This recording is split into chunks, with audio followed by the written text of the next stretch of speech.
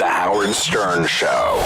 Do you know your mother was on here 82 times? That she is probably the one person in this world that's been on my show the most. 82 fucking times that I've been on. And she started coming on my show. That's insane.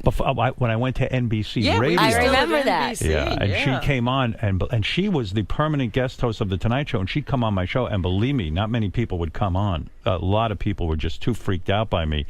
82 times. I couldn't even believe that number. That's.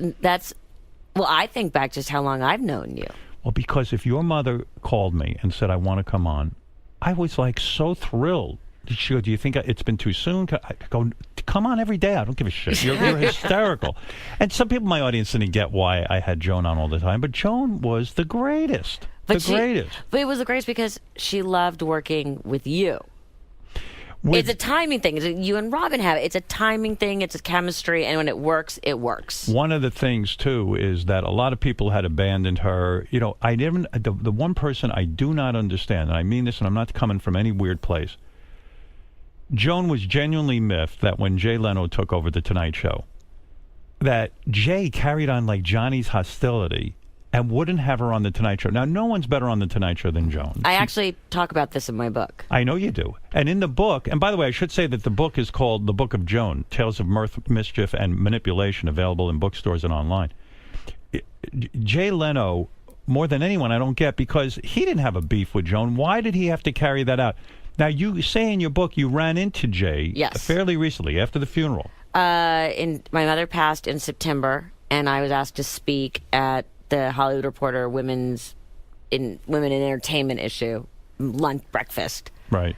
In the beginning of December. So it was very fresh. And I get a text from Sarah Silverman the night before saying, oh my God, are you aware Jay Leno's at our table? Wow. Oh. And I said, no, I didn't. And I started to freak out, and she goes, I'll take care of it. Wow. So I don't know who she called, but she took care of it. And the next morning, and this is literally my first public appearance, I walk in, and I'm standing, having a coffee, whatever, in the reception area, and Jay is maybe where Robin is. Wow. Looks right at me and looks away. What a dick. Really? Now, he clearly knows who you are. He clearly... Hi. We're speaking at the same event, and the event's only an hour and a half. You know now, who's there. In Jay's defense, could it have been that he knew that your mother was pissed at him and that he didn't want to upset you by walking over? But don't you think, and this was, I sort of wrestled with this, don't you think you still walk over and say, I'm so sorry about your loss. How are you doing? Yeah, right. Because it's about you. Or is it, I know there was an issue, but please accept my condolences. And I bet that would have melted you, right? Yeah. Yeah, you would have been touched by that. Not even touched, but it would have been closure, and it would have been the right thing to do. And it's and so if true. anybody's going to have an attitude, Melissa should have the attitude. Yeah. Why does Jay have the attitude? And I wrestled with it in my head going, do I walk over to him? Does he walk over to me? There's all sorts of weird Hollywood protocol. Right. And I'm standing there and I'm thinking, what am I going to do? And I literally look at him and he literally just goes like this.